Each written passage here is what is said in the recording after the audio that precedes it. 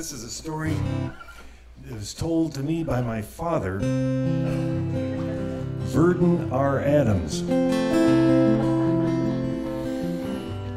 It took place on the farm where he grew up, outside of Hydro, Oklahoma. Happened when he was just a very young child, so I figure it took place almost 100 years ago. He says,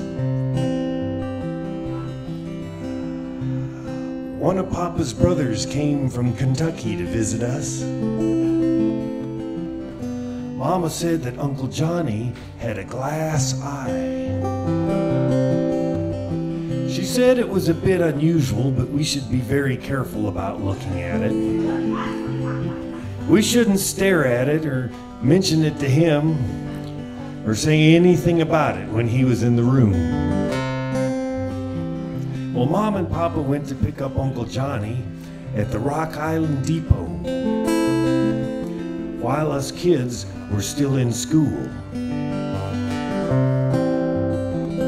Well, Mama was right. His eyes were funny.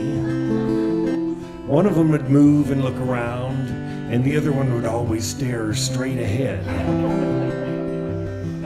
The next day he slept kind of late because he'd had a long ride in the day coach and then stayed up talking to Mom and Papa about their relatives back in Kentucky.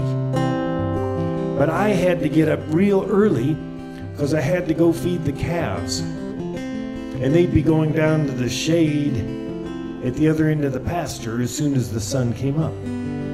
I thought Uncle Johnny ought to come with me. So I went into the front room where he was bedded down. He was awake, but he just had one eye open. He says, "Is breakfast ready, Verdon?" I told him that it wasn't, but I thought he ought to come down and take a look at these calves.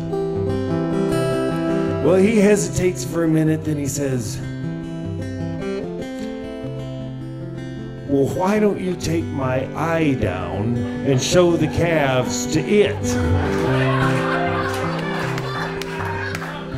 He picks up a glass that's sitting on the table by the bed. It's half full of water and his eye is in it. And he hands it to me.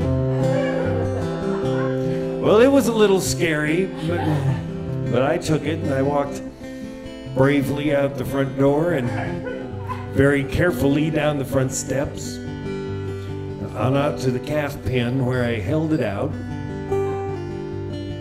and kind of wiggled it and swiveled it around, jiggled a little bit so that I could see all the calves. All the way down to my favorite one, this white calf with red shoulders. When I was finished, I went back into the house, back into the front room, and I hand the glass to Uncle Johnny, and he turns away from me and puts the eye back in his head. He says, "Well, looky here.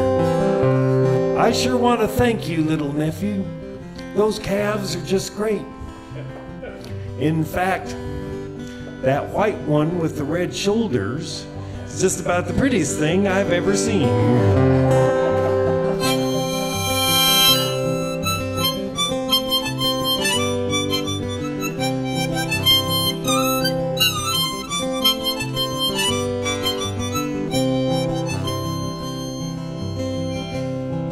Well, I could not be convinced that his eye hadn't seen those calves. Not until some years later, when Mama told me that Papa had shown Uncle Johnny all the livestock before us kids got home from school. Well, old Dan Tucker was a mighty man, washed his face with a frying pan, combed his hair with a wagon wheel, died with a toothache in his heel.